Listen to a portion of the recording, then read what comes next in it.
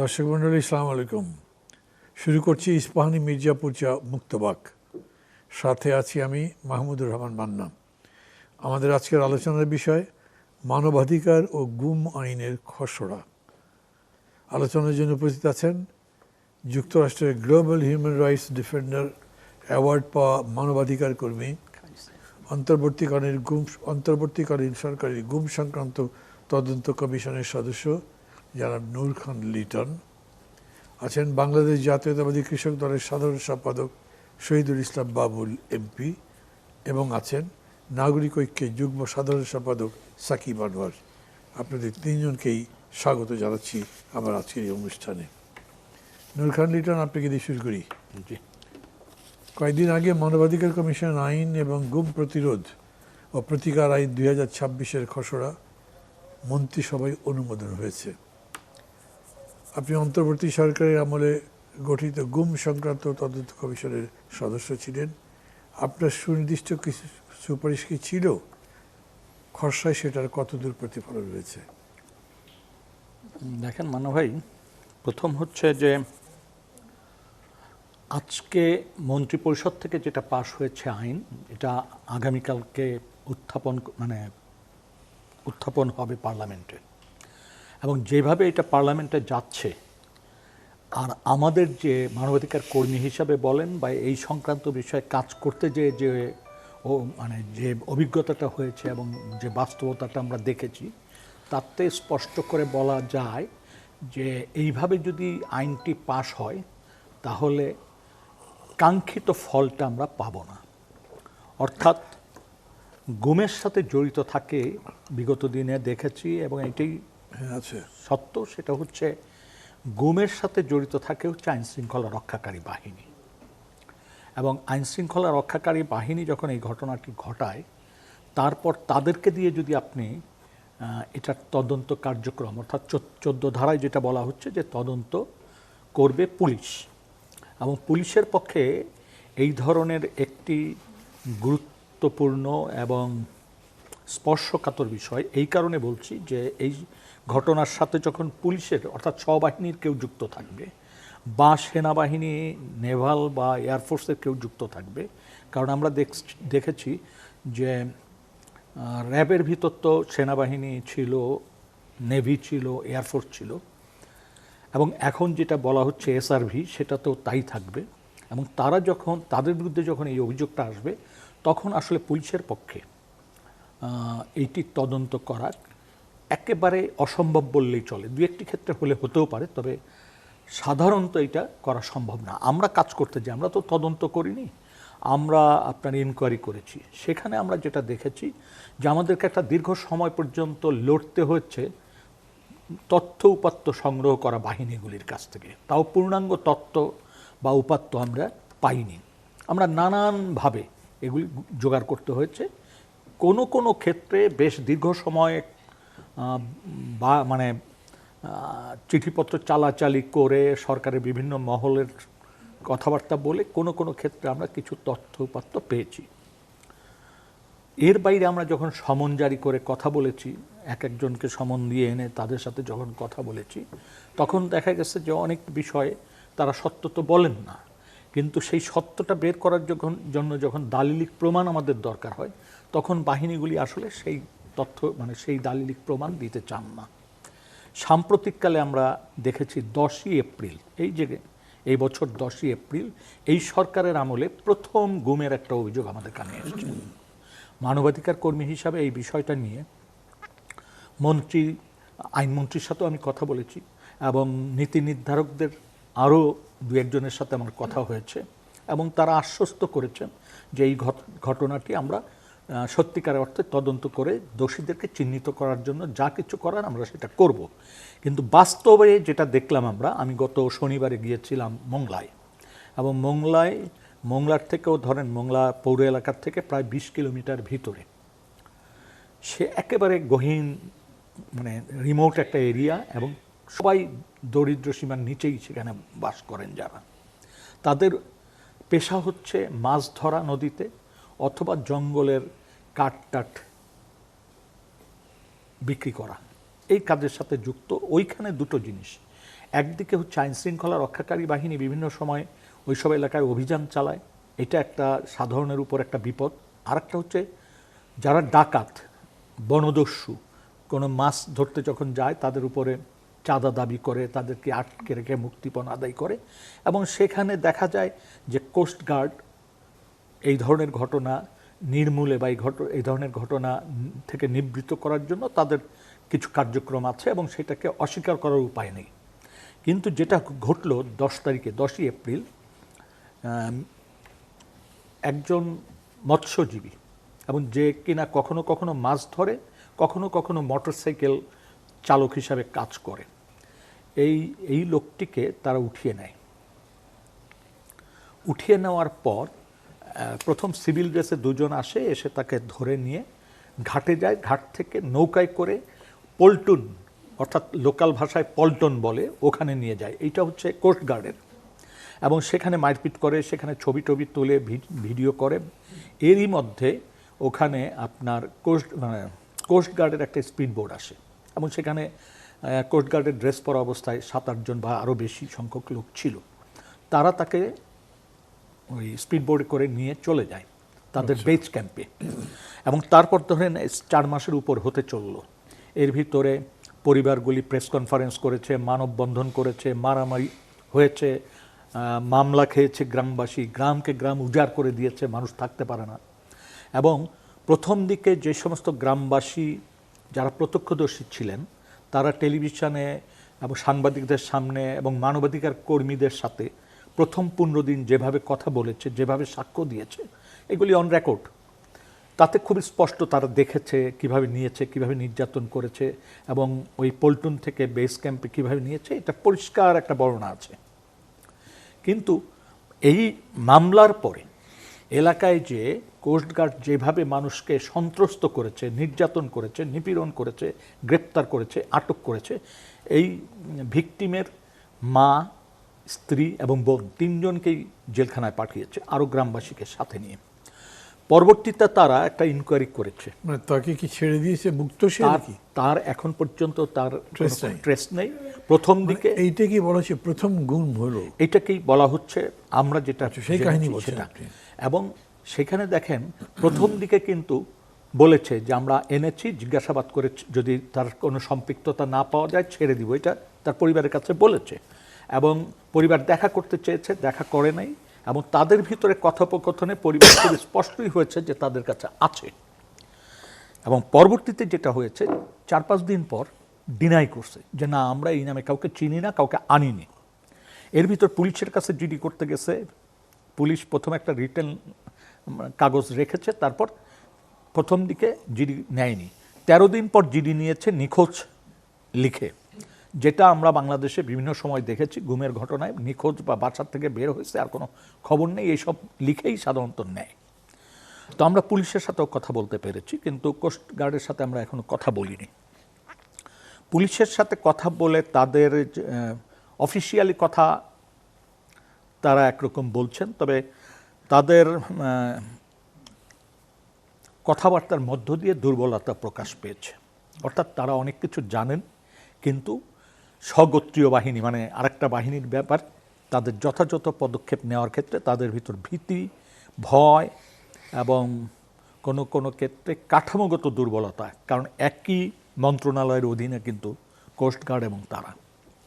তো এটাতে একটা জিনিস খুবই স্পষ্ট, সেটা হচ্ছে মানুষ, আপনি অবাক হয়ে যাবেন, টেলিভিশনে যেই টেলিভিশন প্রচার করেছে যে এই ঘটনাটা গুম, মিরাজ শেখ, সেই টেলিভিশনই 1 মাস পরে বলছে যে না, সে গুম না। কি টেলিভিশন সেটা? চ্যানেল 1 সম্ভবত, চ্যানেল 1 বা চ্যানেল 9 আমার যতদূর মনে পড়ে। এবং যেই ব্যক্তিটি, আমরা যখন গিয়েছি, আপনি অবাক হয়ে যাবেন, একটা মানুষ যে কিনা প্রথম সাক্ষ্য দিয়েছে মানবাধিকার সংগঠনের কাছে প্লাস সাংবাদিকদের কাছে ভিন্ন তারিখে, যে তার সে ঘটনা দেখেছে, এইভাবে নিয়ে গেছে পল্টন থেকে এইভাবে নিয়ে আপনার ক্যাম্পে নিয়ে গেছে, বেস ক্যাম্পে, এটা যে বলেছে, আমরা যখন গেলাম আমাদের প্রশ্ন করার আগেই বলে ফেলতেছে আমি কিছু দেখিনি, কিছু জানি না। আমি অবাক যে আমরা ঘরে ঢোকার সাথে সাথে সে এটা বলছে, তাদেরকে কেউ বলেও নাই যে তারা কোত্থেকে আসছে বা কি। যাই হোক, তখন আমরা জিজ্ঞেস করলাম যে আমরা কেন আসছি এটি তো জানেন না আপনি, আপনি কী দেখছেন কি দেখেন না, এটা মানে এটা কি? এক কথা আমি কিছু দেখিনি। তখন আমরা প্রশ্ন করলাম যে আপনার তো আমরা টিভিতে দেখেছি আপনি এটা বলেছেন, বলে এটা আমাকে শিখিয়ে দিয়েছে। কে শিখিয়ে দিয়েছে? কোনো জবাব নেই। তাতে পরিষ্কার তার শারীরিক যে মুভমেন্ট সেটাতে খুব স্পষ্ট যে ভীতিকর একটা পরিস্থিতির মধ্যে আছে। কারণ ওই সময় তার স্ত্রী কিন্তু পাশের থেকে বলছে যে আমরা এখন সব বলি, আর পরে কি সন্ধ্যার পরে কি আমাদের গ্রামে থাকতে দিবে, তখন কে আসবে? এই কথাটা তার স্ত্রী খুব আস্তে আস্তে আমাদের পাশ থেকে বলছিল।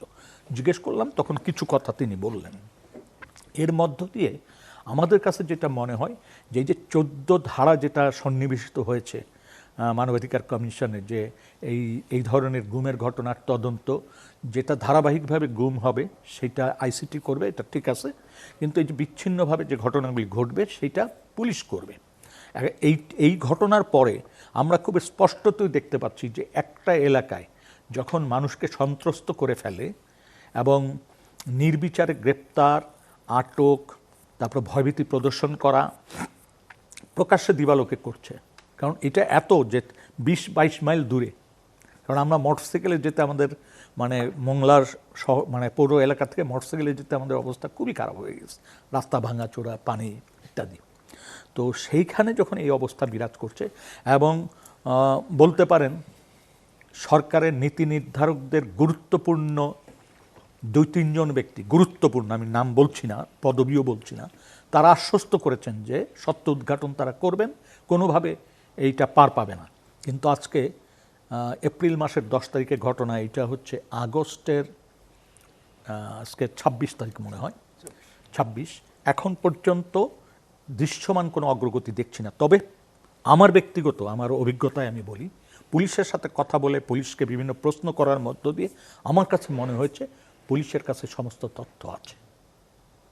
এখন রাষ্ট্র চাইলে পুলিশের কাছ থেকে তথ্য নিতে পারবে এবং এটা যত কালক্ষেপণ করবে তত মানুষের ভিতর কিন্তু অনাস্থার জায়গাটা তৈরি হবে। এবং প্রথম হচ্ছে যারা ভিকটিম তাদের নিরাপত্তার বিষয়টা, মানে ভিকটিম পরিবারের নিরাপত্তার বিষয়টা দেখতে হবে। গ্রামবাসী যাতে অহেতুক কোনো ঝামেলায় না পড়ে আইনশৃঙ্খলা রক্ষাকারী বাহিনী বা এই কোস্টগার্ড দ্বারা, এটা দেখতে হবে। কারণ আপনি জানেন যে কোস্টগার্ড কিন্তু মূলত নেভালের থেকে আসা, ফলে তাদের আচরণগত দিক সেনাবাহিনীর যেটা হয় সবসময় মারমুখী থাকে, সেটা কিন্তু আছে। এবং যেহেতু তারা ওই সুন্দরবন এলাকায় জলদস্যুদের সাথেই লড়াই করে, ফলে তারা ধরেই নেয় স্থানীয় জনগণ সবাই অপরাধী, এরকম একটা আচরণ তাদের ভিতরে আছে। এবং পল্টনে যারা অবস্থান করে তারা কখনো কখনো গ্রামে আসে এবং আসার পর যা হয়, এই আইনশৃঙ্খলা রক্ষাকারী বাহিনী, আমরা ওখানে প্রায় ঘণ্টাখানিক ছিলাম, এর ভিতরে কোনো পুলিশকে যেতে দেখিনি। তার মানে হচ্ছে ওই এলাকাটায় আর পুলিশ যায় না, ওই এলাকাটা আসলে এই কোস্টগার্ড আলাদাই। দিগরাজ বেস ক্যাম্পটা হচ্ছে দিগরাজ, ওখান থেকে আসে এই পল্টন থেকে আবার দিগরাজে যায়। তো এই জায়গার থেকে এই প্রথম ঘটনাটা অনুসন্ধান, মানে এলাকা পরিদর্শন, সাধারণ মানুষের সাথে কথাবার্তা বলে, ভিকটিম পরিবারের সাথে কথাবার্তা বলে, সাংবাদিক আইনজীবীদের সাথে কথাবার্তা বলে মনে হচ্ছে যে পুলিশের পক্ষে আসলে আইনশৃঙ্খলা রক্ষাকারী বাহিনীর পক্ষে নিজস্ব বাহিনী বা অন্য স্বগোত্রীয় বাহিনী, অন্যান্য বাহিনীর বিরুদ্ধে ইনভেস্টিগেশন করার ক্ষেত্রে যথেষ্ট দুর্বলতা থাকবে, অনিচ্ছা থাকবে, অনাগ্রহ থাকবে এবং কোনো কোনো ক্ষেত্রে ভীতিকর অবস্থা তৈরি হতে পারে। এটা তো আমরা ফেস করে আসছি, আমরা তো অনুসন্ধান করতে যেয়ে এটা ফেস করছি, আর তারা তো তদন্ত করবে, এটা তাদের জন্য খুবই কঠিন। যেমন আমরা জিজ্ঞেস করলাম পুলিশকে, আপনারা দিগরাজ বেজ গেছেন কিনা, কারণ আমরা যখন জানলাম যে ওই বেজে আটক রাখার মতো জায়গা আছে, তখন স্বাভাবিকভাবে পুলিশ তো এই জায়গায় যেতে হবে। পুলিশ বলল না আমরা এটা যাইনি। কেন? না ওরা দিবে না, এরকমভাবে এড়িয়ে গেল। এই মোটরসাইকেল, মানে তার মোটরসাইকেলটা রেখে গিয়েছিল, 11 দিন পর মোটরসাইকেল নিয়ে গেছে, যে বাড়ির থেকে নিছে তাদের বক্তব্য ছিল তখন যে এটা ওই কোস্টগার্ডের পরিচয় দিয়ে নিছে। এখন পর্যন্ত সেই মোটরসাইকেলটার ব্যাপারে স্পষ্ট, যদিও থানার ওসি ডয়েস ভ্যালির সাথে কথা বলতে যে বলছে যে তারা উদ্ধার পরিত্যক্ত অবস্থায় পেয়েছে। আমি নিজে যখন ওসিকে ফোন করে জিজ্ঞেস করলাম, ওসি বলল না এটা আমি ভুল করে বলেছি, আসলে এটা। তো এখানে একটা লুকোচুরির ব্যাপার কিন্তু আছে। তারপর একটু বলি আন্না ভাই, পরে আসি আবার আপনার ঠিক কাছে। আছে। শহীদুল ইসলাম বাবুল, জি আপনার কাছে প্রশ্ন আছে একটা, কিন্তু শুনলেন তো, কিছু বলবেন?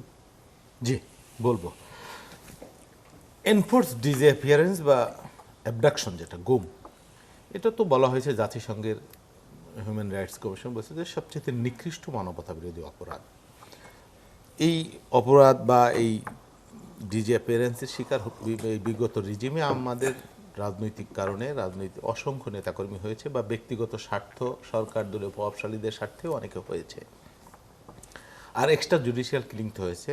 নূর খান ভাই যেটা বললেন যে এই আমলে একটা গুম, এটা একটা গুমও আমরা আসলে এক্সপেক্ট করি না, যেহেতু একটা গণতান্ত্রিক সরকার। নিশ্চয়ই এটা একটা গুরুতর ব্যাপার, এটা ফ্যাক্ট ফাইন্ডিং খুব প্রয়োজন আছে, বা এটা আমি এই মুহূর্তে দাবি জানিয়ে রাখছি। আমি বিশ্বাস করি যে আমাদের সরকার এটা, কারণ গুমটা যেটা হয়েছে সবচেয়ে আলোচিত যেটা হলো আমাদের এই বিগত রিজিমে, যে পলিটিক্যাল কারণে গুম, মানুষকে দমিয়ে রাখবার জন্য, বা সরকারের প্রভাবশালী কোনো ব্যক্তির সাথে স্বার্থ বা ব্যক্তিগত দ্বন্দ্বে, এই রেশিওটা কম, কিন্তু ম্যাক্সিমাম ক্ষেত্রে রাজনৈতিক কারণে গুমগুলা হয়েছিল, অসংখ্য গুম হয়েছিল, যেটা এর আগের কোনো রিজিমে আমরা এগুলা দেখিনি, ইভেন সামরিক স্বৈরাচার আমল তো নাই।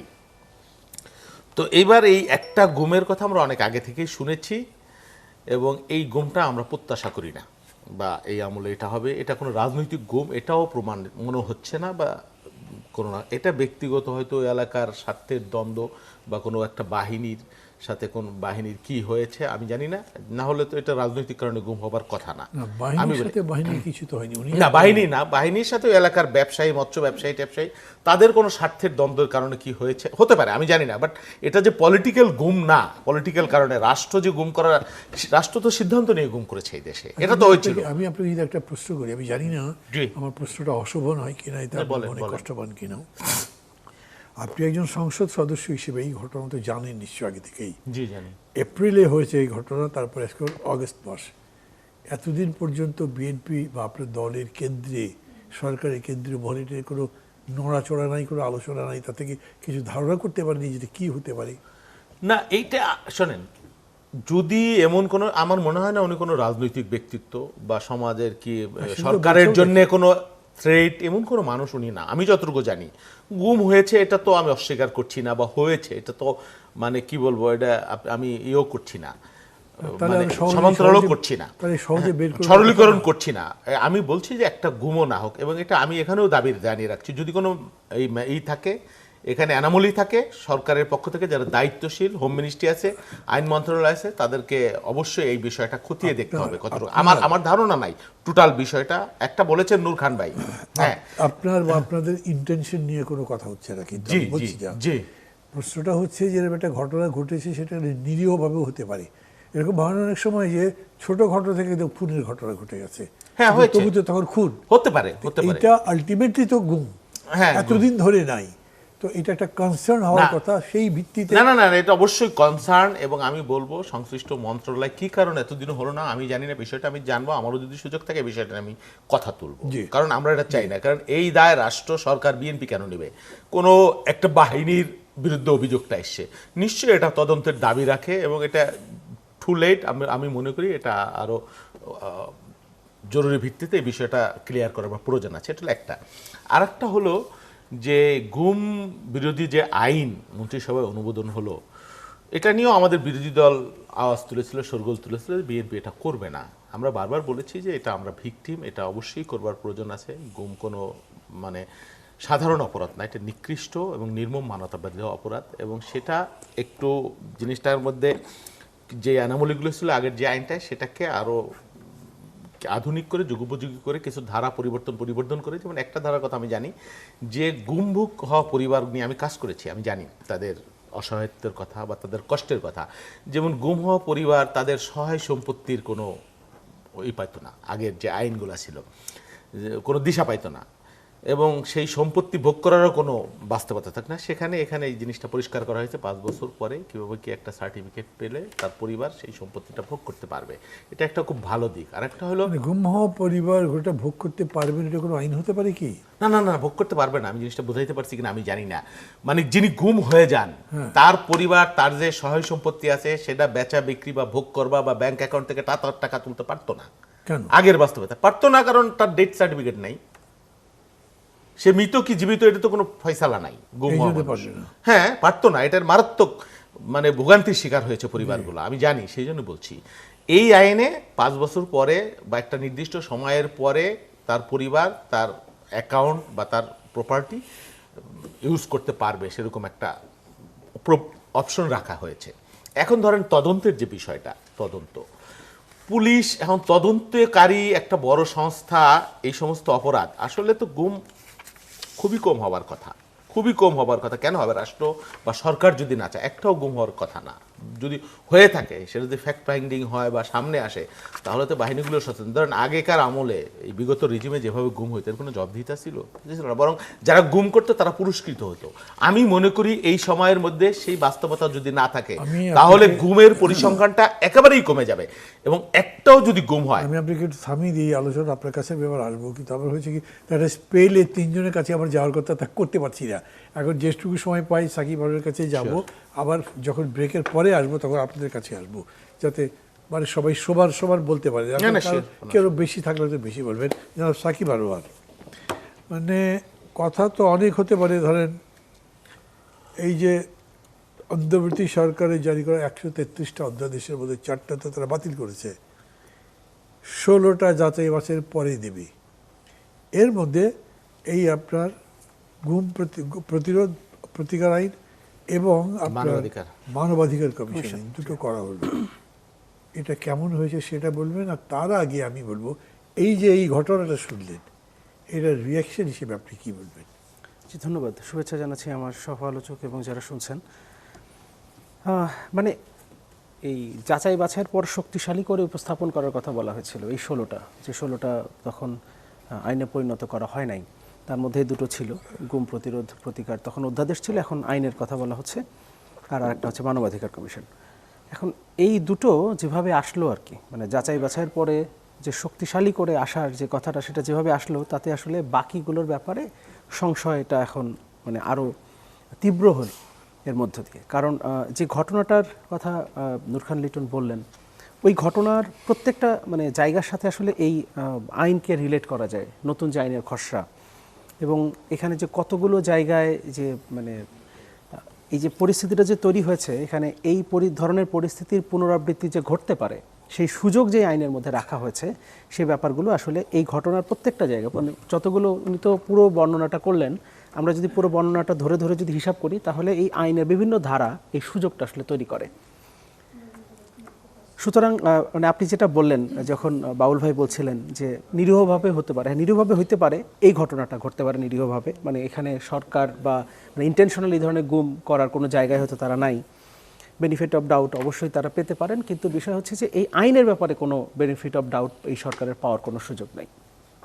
শক্তিশালী করে আনা হয়েছে, এটা ঠিক, শক্তিশালী করা হয়েছে, মানে সরকার নিজেদেরকে শক্তিশালী করেছে, এবং মানে যে যাদের দ্বারা ইতিপূর্বে মানবাধিকার লঙ্ঘনের ঘটনা ঘটেছে, যাদের দ্বারা গুমের ঘটনা ঘটেছে, সেই সমস্ত মানুষদেরকে, মানে সেই সমস্ত সত্তাগুলোকে আসলে শক্তিশালী করা হয়েছে, আইন শৃঙ্খলা রক্ষাকারী বাহিনীকে শক্তিশালী করা হয়েছে।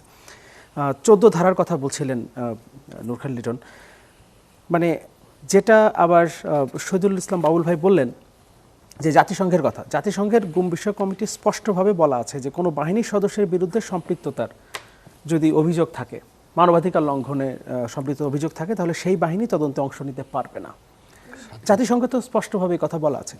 সুতরাং এই খসড়া আইনের মানে যে 14 ধারা যেটার কথা লিটন ভাই বললেন, আমি একটা ব্রেক নিয়ে আসি, আপনি তারপরে বলেন, আবার আপনি বলবেন, তারপরে আবার আমি বাবুলের কাছে যাব, তারপর আবার নূর খান ভাই, এরকমের একটু ইয়ে করতে হবে, কারণ স্টোরিটা অনেক লম্বা ছিল তো, এবং তাও কিন্তু পুরোটা তার বলাও হয়নি, মানে গুমের বিষয় নিয়ে এত কথা বলা থাকতেই পারে। দর্শক মণ্ডলী, একটা বিরতি নিচ্ছি, থাকবেন আমাদের সঙ্গেই, কারণ শুনলেন তো এই সরকার আমাদের প্রথম একটা গুমের ঘটনা, বিস্তারিত স্টোরি শুনতে পাচ্ছেন, এবং এটার বিশ্লেষণও করা হবে।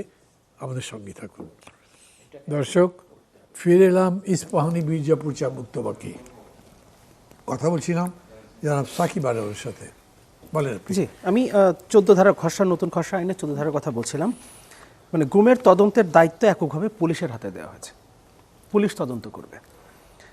আবার মানবাধিকার কমিশন আইনের যে খসড়া, সেখানেও 2009 সালের একটা ধারা, 18 ধারা, 18 ধারাটা হুবহু রাখা হয়েছে এবং এই ধারা নিয়ে কিন্তু মানে দুঃখিত মানে আওয়ামী লীগ সরকারের সেই শাসন আমলে কিন্তু অনেক কথাবার্তা হয়েছে। ইনফ্যাক্ট এখন যারা রাষ্ট্র ক্ষমতায় আছেন বিএনপি, তাদেরও অনেক বক্তব্য বিবৃতি এই 18 ধারা নিয়ে আমরা পাবো।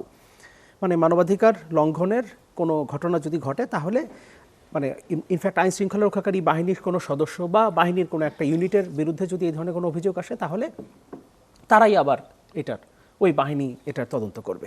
এটা নিয়ে অনেক কথাবার্তা হয়েছে, কিন্তু সেটাকে হুবহু রেখে দেওয়া হয়েছে এই নতুন খসড়ায়। আরেকটা সিগনিফিক্যান্ট ব্যাপার হলো এই সরকারেরই প্রথম যে খসড়াটা ছিল সেই খসড়ায় মানবাধিকার লঙ্ঘনে অজুহাত অগ্রহণযোগ্য এই ছোট্ট একটা টার্ম সেখানে যুক্ত ছিল, সেটা এই মন্ত্রিসভায় যেটা অনুমোদন হয়েছে সেখান থেকে সেটা বাদ দেওয়া হয়েছে। তার মানে আপনি ওই যে ক্রস ফায়ারের যে চিত্রনাট্য, ওটা কিন্তু জায়েজ করা গেল এখন, কারণ হচ্ছে এখানে আপনি অজুহাত দেখাতে পারবেন মানবাধিকার লঙ্ঘনের ক্ষেত্রে।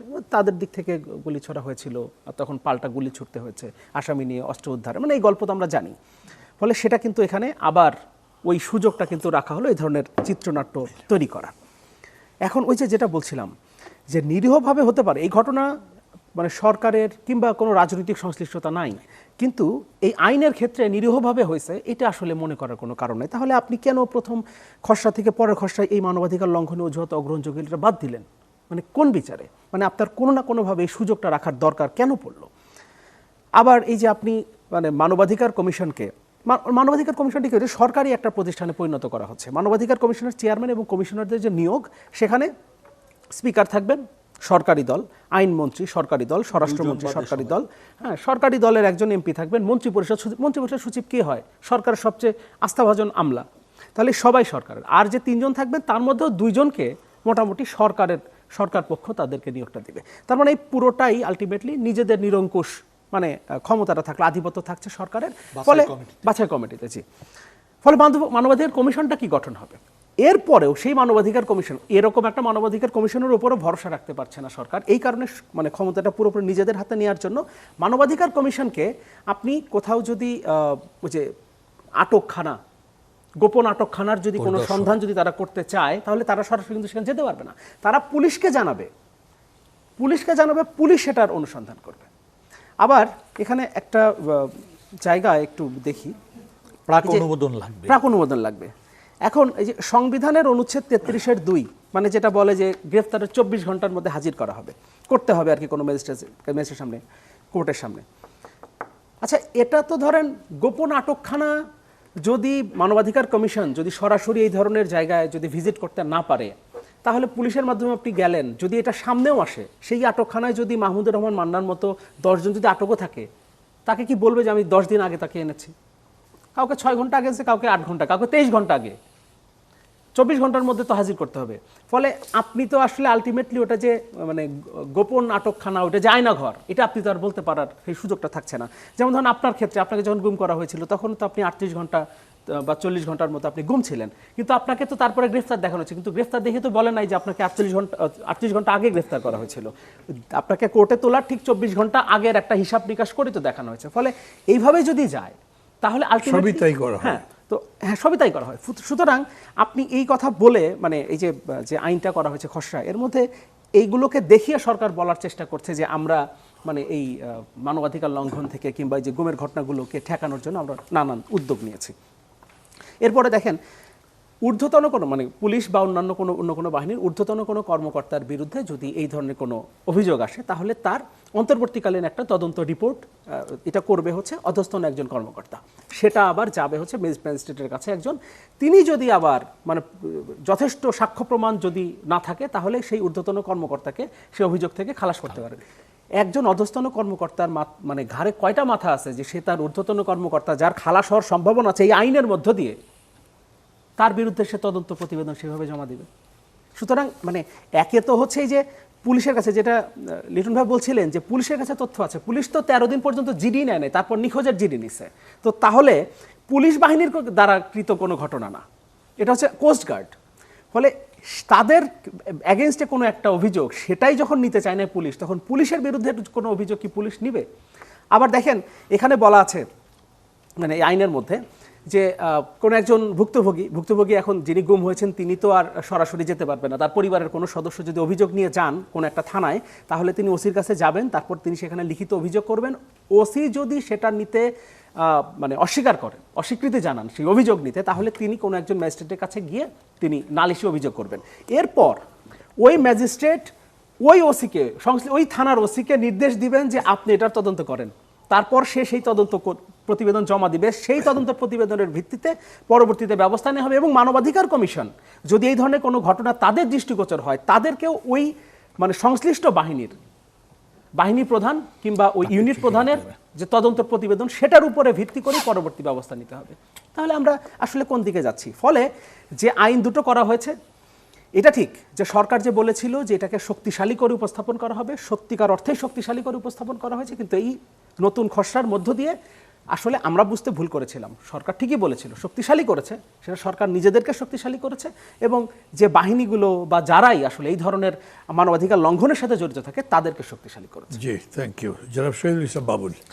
না, ঠিকই আছে, আলোচনা আগাচ্ছে ভালোই। এখন কথা হলো কি যে তদন্ত যেটা, তো প্রথম কথা হলো যে রাষ্ট্র যেভাবে বিগত দিনে সিদ্ধান্ত নিয়ে গুম করেছে, সরকার সিদ্ধান্ত নিয়ে টপ টু বটম তার অনেকগুলো সিগনিফিকেন্স আমাদের সামনে চলে আসছে। আপনারা নিশ্চিত থাকতে পারেন যে রাষ্ট্র এই ধরনের গুমের সাথে কখনো জড়িত হবে না এই রিজিমে, এবং সেটা হয়নি। মংলার যে গুমটা, এটা দুঃখজনক তো বটেই, এবং সেই গুমটার যে তদন্ত ঠিকঠাক মতো হচ্ছে না, এটা নিয়ে আপনারা যেমন উদ্বিগ্ন, আমরাও সেটা নিয়ে আমরা এন্ডোর্স করছি না। এটা আমরা নিশ্চয়ই আমরা এটা তদন্ত চাই, হয়ে যাক, কে কার কী হয়েছে, কী ঘটনা হয়েছে সেটা জাতি জানুক, এটা নিয়ে রাষ্ট্রের যে কোনো অংশগ্রহণ নাই সেটা বলছি। এখন ধরেন তদন্তের বিষয়, আমার না না না না জি you are an intelligent man. জি জি কাজে খুব সুন্দর করে পয়েন্টটা বানিয়েছেন এবং ব্যাখ্যা করেছেন। জি, প্রশ্ন হচ্ছে যে আইন এরকম করলেন কেন তাহলে? না না, আমি সেটা বলছি, আইন যেটা হয়েছে এরকম কিছু করেন নাই, আমি বলছি, অভিযোগই নেই, আমি বলছি করেছেন অভিযোগ নেই। না না, যেমন পুলিশের বিরুদ্ধে তদন্তটা কে করবে? বাংলাদেশে এই ধরনের কোনো তদন্তকারী সংস্থা আছে? এর নজির তো আছে। যদি রাষ্ট্র চায়, সরকার চায়, ইন্টেনশনের উপর নির্ভর করে, সরকার যদি চায়, এর কোনো বিচার হবে না। কোন পুলিশ কোন আর্মির ঘাড়ে কয়টা রাগ আছে যে সে তদন্ত করবে? এটা ইজ ইট পসিবল? আমি বলছি মান্না ভাই একটু সুযোগ দেন। তদন্ত কারা করবে সেটা তো ওনারা প্রশ্ন করেছে তো মান্না ভাই, তিনজন একভাবে বললে তো হবে না। এখানে আমাকে কথা বলার ন্যূনতম দিতে হবে। আপনি পুরো সুযোগ পাবেন, সেটা কোনো সমস্যা নেই। আপনি সুযোগ পাবেন, সেই জন্যই আপনাকে আবার ফিরে এসেছি, নূর খানের কাছে যাইনি।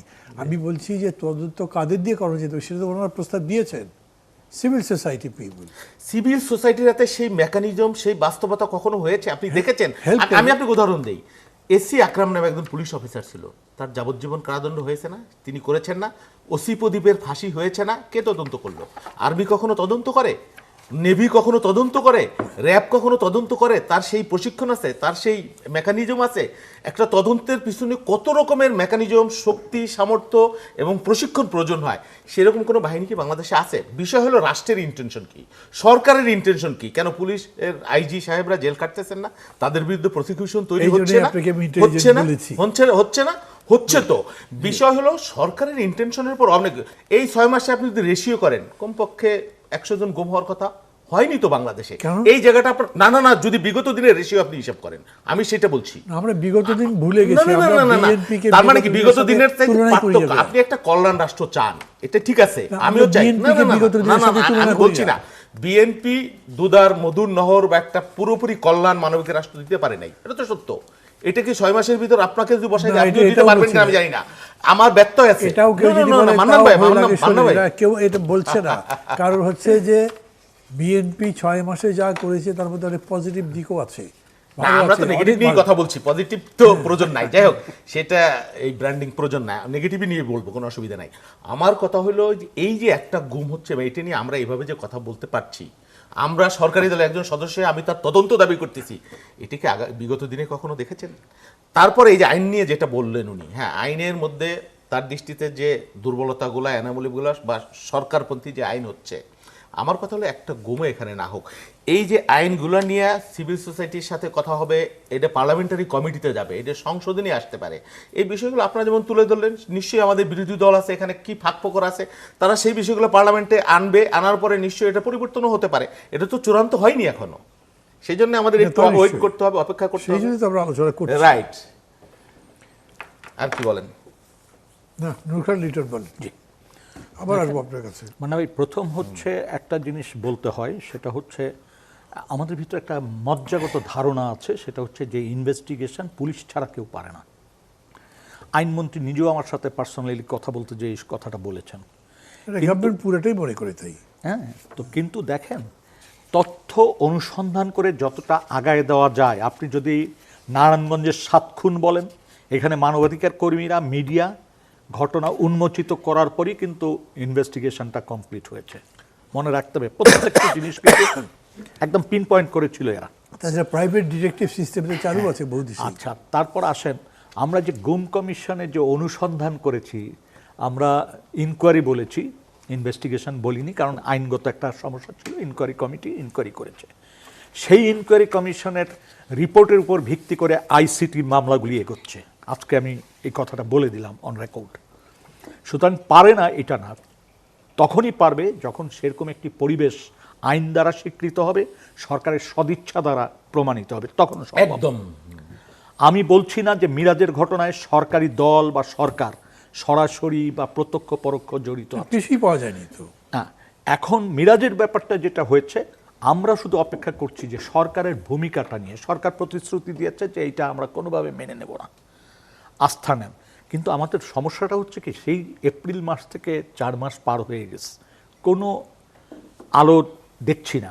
সেইখানেই হচ্ছে আমাদের খটকাটা। বরং বাহিনীগুলি যেভাবে এলাকায় অস্থিরতা তৈরি করছে, ভয়ভীতি প্রদর্শন করতেছে, ভয়ার্ত পরিবেশ তৈরি করছে, এই ক্ষেত্রে তো সরকারের একটা উদ্যোগ নেওয়া দরকার, সেটা আমরা দেখছি না। ফলে বরং উল্টা কথা বলছে। আপনি অবাক হয়ে যাবেন, গত পরশুদিন আমরা একটা প্রেস কনফারেন্স করেছি, Bangladesh legal aid and services trust, human rights support society আর পরিবার, 3টা জায়গা, মানে 3 গ্রুপ একসাথে।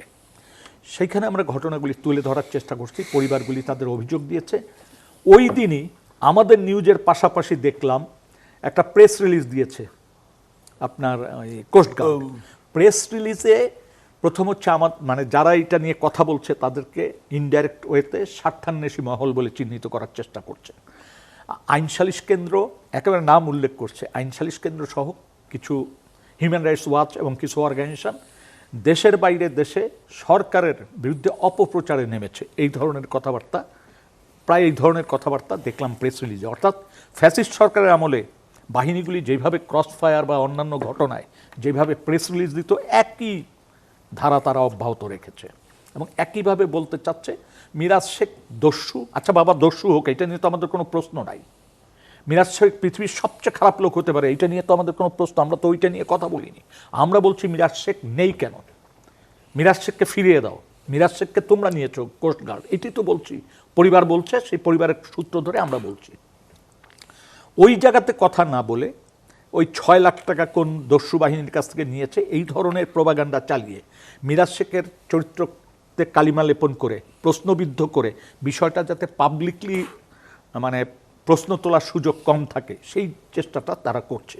এইটার মধ্য দিয়ে পুরানা যে গল্প বানানোর স্বভাব, সেই একই কাণ্ডটির শুধু তারিখ, সময় আর নাম, এই 3টা জিনিস বাদে আর সব একইভাবে বলার চেষ্টা করে। এইটা যদি সরকার সদিচ্ছা থাকে, তাহলে সরকারের উচিত এখনই এই ধরনের প্রেস রিলিজ যারা দিয়েছেন তাদেরকে স্টপ করানো, তাদের বিরুদ্ধে ব্যবস্থা নেওয়া। কারণ একটা জিনিস চলমান, সরকারকে এখনো বলছে যে এই মিরাজ শেখের ঘটনা সত্য না, এর তো বলেনি এখনো। তাহলে এই ধরনের প্রেস রিলিজ কেন দিচ্ছে? এবং বাহিনীগুলি যদি পূর্ব অবস্থায় ফিরে যায়, আপনি নিশ্চিত থাকেন সরকার যদি এই বাহিনীগুলির কার্যক্রমকে নিয়ন্ত্রণ করতে ব্যর্থ হয় বা নিয়ন্ত্রণ করতে না পারে, তাহলে পুরানা দিনের পূর্বাভাস কিন্তু পাচ্ছি। এটা সরকারেরই তো নিয়ন্ত্রণে থাকবে নাকি? এখন সরকারকে এটা নিয়ন্ত্রণ করতে হবে। যেমন ধরেন 21 ধারায় যেটা বলছে, আপনি অবাক হয়ে যাবেন, বাংলাদেশে কোনো মানুষ মামলা করতে যাবে কেন গুমের ব্যাপারে? 21 ধারায় বলতেছেন যদি মামলা মিথ্যা প্রমাণিত হয় তো তার বিরুদ্ধে ব্যবস্থা নেওয়া যাবে, আইনগত ব্যবস্থা, তাকে 5 বছরের জেল দেওয়া যাবে। আমার প্রশ্ন হচ্ছে, এই যে বিএনপির আমলে বিএনপির যারা গুম হয়েছেন তাদের কোনোটা কি তৎকালীন সময় প্রমাণ করা গেছে? সবই তো মিথ্যা বলা হয়েছে ভূমধ্যসাগরে গেছে, অমুক জায়গায় গেছে, তমুক জায়গায় গেছে। তাহলে সেগুলি অবস্থাটা কোথায় দাঁড়াবে? এই ফ্যামিলিগুলি কি আর কোনো অভিযোগ করতে চাইবে? কারণ এটা গুমের ঘটনা প্রমাণ করা কিন্তু অনেক কঠিন একটা ব্যাপার। আমরা একটা পরিবেশ পেয়েছিলাম অন্তর্বর্তীকালীন সময়ে, যার জন্য লেফট রাইট করাইতে পারছি, সমন জারি করতে পারছি, জেনারেল সাহেবদের ডেকে কথা বলতে পারছি। এই সময়টা কিন্তু সবসময় থাকে না, সেই পরিবেশটা সবসময় থাকে না। আমরা পরিবেশ পেয়েছিলাম এবং সেনাবাহিনীর ঊর্ধ্বতন অনেক মহলের সাপোর্ট ছিল, যার জন্য আমরা একটা সুন্দর ইনকোয়ারি করতে পেরেছিলাম এবং আমাদেরও দুঃসাহস দেখিয়েছি, আমরা সততার সাথে কাজ করার চেষ্টা করেছি, যার জন্য আমরা ওই ঘটনাগুলি, এখন তো সরকারের কাছেই রিপোর্ট, সরকার যদি আইসিটি এটা ব্যবহার করছে আমাদের জানা মতে, ফলে ওই জিনিসগুলি যদি এখন দেখেন তাহলে বুঝবেন যে ওই সময়কালের কারণে আমাদের কিন্তু অনেক কিছু করা সম্ভব হয়েছে। কিন্তু এখন আইন যদি এরকম হয়ে যায় তাহলে হিউম্যান রাইটস কমিশন বলেন আর যাহা বলেন তাদের পক্ষে এটা কিছুই করা সম্ভব না।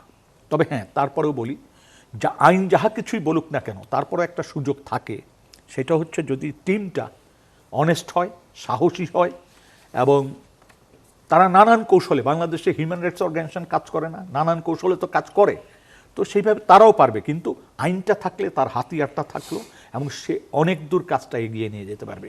তা না হলে ধরেন আমরা যখন প্রথম কমিশন পরিদর্শনে যেতে চাই, আমরা বিশ্বাস করেন যেদিন সিদ্ধান্ত নিয়েছি সেদিনও আমরা জানতাম না যে ওই জেআইসি কোড আন কোড আয়নাঘরটা কোথায়।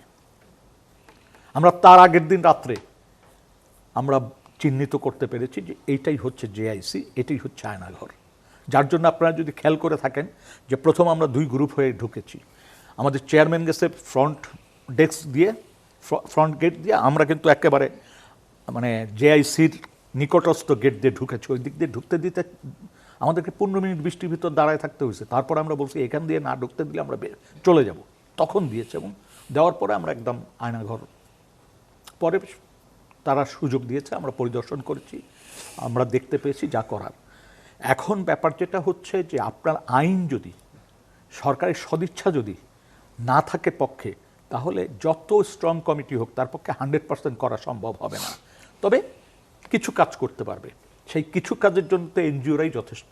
সেই জন্য তো আর সরকারের এত কোটি কোটি টাকা খরচ করে এত সুন্দর অফিস, এত গাড়ি, এত প্রোটোকল, এত বাড়ি, এগুলির দরকার হয় না।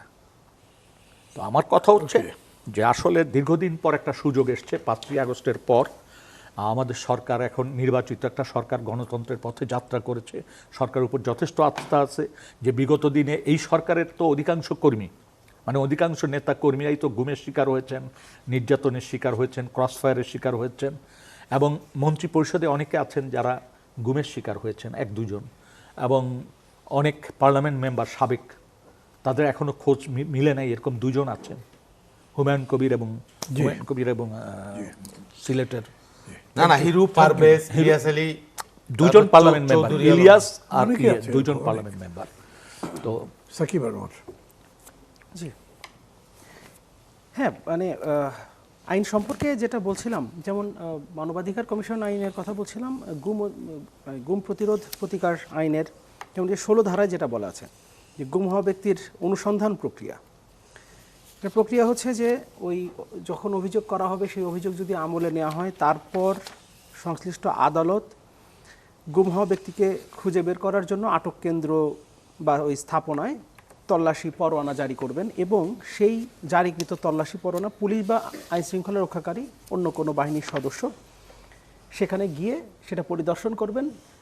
এমনকি এমন কোনো জায়গা যেখানে ধরেন যাকে গুম করা হয়েছে বা মানবাধিকার লঙ্ঘন যার সাথে ঘটেছে তার থাকার সম্ভাবনাও যদি থাকে, তারপরেও সেখানে মানবাধিকার কমিশন সরাসরি যেতে পারবে না, এখানে পুলিশ যাবে, তারপর পুলিশ এসে তারপরে তাদের তথ্য দেবে। তো এভাবে আসলে যদি হয় তাহলে আলটিমেটলি কী হতে পারে সেটা আমরা তো বুঝতেই পারি। আর বাউল ভাই যেটা বললেন যে আইন তো এখনও হয় নাই, এখন ধরেন মন্ত্রী পরিষদে যখন মানে মন্ত্রিপরিষদ সবাই যখন এটা অনুমোদন হয়েছে, সরকার দল এখন পার্লামেন্টে মানে 2/3 মেজরিটিতে আছে, কণ্ঠভোটে সেখানে কি হইতে পারে সেটা তো আমরা জানি, এবং সেখানে যে আলোচনা হবে বিরোধী দল, এই বিরোধী দল কি আলোচনা করে, বিরোধী দলের নেতারা দাঁড়ায় গেলে ইনফ্যাক্ট মানে বিরোধী দলের মানে কি বলবো, যেটা এখন বলতে খারাপ না, লাগে সংসদীয় যে, কমিটিতেও যাবে। না, ঠিক আছে, কিন্তু মানে বিরোধী মন্ত্রিসভা যখন এটা অনুমোদন করেছে এরপরে এটা সংসদীয় চূড়ান্ত না কমিটিতে তো। যাওয়ার পরে কি হইতে পারে। আর যে বিরোধী দলের কথা বললেন, এই বিরোধী দলীয় নেতা যখন দাঁড়ান তখন মাঝে মাঝে ভয় লাগে যে কখন আবার ওই যে আপনার রওশনের সাথে মতো বলে বসেন যে মাননীয় প্রধানমন্ত্রী বলে দেন আমরা সরকারি দল না বিরোধী দল। এই বিরোধী দলের কাছে তো আর ওই এক্সপেকটেশন রেখে আলটিমেটলি কোনো লাভ নাই। ফলে যেটা হয়ে গেছে, সরকারি তাহলে তো একমাত্র আওয়ামী লীগের আনতে হবে ফেরত। সরকারি একমাত্র যদি তারা মনে করে, বিশেষ করে তাদের নিজেদের দলের মানুষজন যাদের ত্যাগের উপরে দাঁড়িয়ে তারা আজকে রাষ্ট্র ক্ষমতায় আছে, তাদের কথা স্মরণ করে হলেও, এই ইলিয়াস আলীদের কথা স্মরণ করে হলেও যদি তারা মনে করে যে না, যেটা করেছি, যেটাই ইন্টেনশন থাকুক না কেন, অন্তত এই দুটো জায়গায় মানবাধিকার কমিশন মানে আইন যেটা এবং হচ্ছে গুম প্রতিরোধ আইন, এই দুটো জায়গায় অন্তত তাদের মানে এই ধরনের কোনো লুপহোল রাখা আসলে কথা না। আর মিথ্যা মামলার কথা তো লিটন ভাই বললেন যে মানে মিথ্যা মামলা যদি হয়, যদি প্রমাণ করা না যায় তাহলে 5 বছর। তো স্বাভাবিকভাবেই মানে আওয়ামী লীগ আমলে তো ওগুলো প্রমাণ করার কোনো সুযোগ ছিল না। এবং যদি ইন্টেনশনে এমন আবারও কোনো সরকার, বিএনপি সরকারের এই ইন্টেনশন হবে সেটা বলছি না, কিন্তু আইন তো থেকে যাবে। ফলে কখনো যদি আবার কোনো সরকার আসে এবং তাদের যদি ইন্টেনশন হয়, সেই সময় তো আসলে এটা প্রমাণ কেউ করতে পারবে না, মানে অভিযোগ করতেই তখন আসলে আর কেউ যাবে না, এবং কেউ যাতে যেতে না পারে এই কারণে এই ধারা রাখা হচ্ছে। আর আরেকটা ব্যাপার হলো এই যে মানে আটকখানা, হাজতখানা, শেষ করতে পারবেন, হ্যাঁ। জি, এই জায়গাগুলোর যে ব্যাপার, মানে র্যাব তদন্ত করতে পারে না। ওই যে র্যাব থেকে যে নতুন এসআরবি, মানে র্যাবের তো জাস্ট আকিকা করা হয়েছে, আকিকা করার নাম পরিবর্তন করা হয়েছে, এখন শুধু খাসি জবাই করা বাকি আছে। 18 কোটি খাসি আছে এই দেশে, তো তাদেরকে এখন জবাই করা হবে এবং তাদের ট্যাক্সের ভ্যাটের টাকায় ওই টাকা দিয়ে এখন নাম পরিবর্তনের জন্য যে খরচগুলো, এই খরচগুলো এখন হবে। এর বাইরে তো আলটিমেটলি আর কিছু হয় নাই। র্যাবের যা যা ছিল ঠিক তাই তাই আপনার ওই এসআরবিরও থাকবে। এবং সেখানেও মানে আমি দেখলাম আপনার এদের এটা নিয়েও তো একটা আইন হয়েছে, সেখানেও তাদের নিজস্ব হাজতখানা এবং জিজ্ঞাসাবাদ কক্ষ রাখার বিধান রাখা হয়েছে। মানে আপনি এমনকি এপিবিএনেও তাই রাখা হচ্ছে। হ্যাঁ, আপনি আইন করে আয়নাঘর করছেন এখন। তাদের জিজ্ঞাসাবাদ কক্ষ থাকবে, নিজস্ব হাজতখানা থাকবে, মানে র্যাব না, মানে এখন আকিকা করে যেটা এসআরবি, তাদের কাছে আপনি এটা দিচ্ছেন। মানে আপনি এখন ওটা মানে আইন সিদ্ধ ছিল না, এখন আইন সিদ্ধভাবে আপনি মানে এই আয়নাঘর বানানোর অনুমতি দিচ্ছেন আইন করে।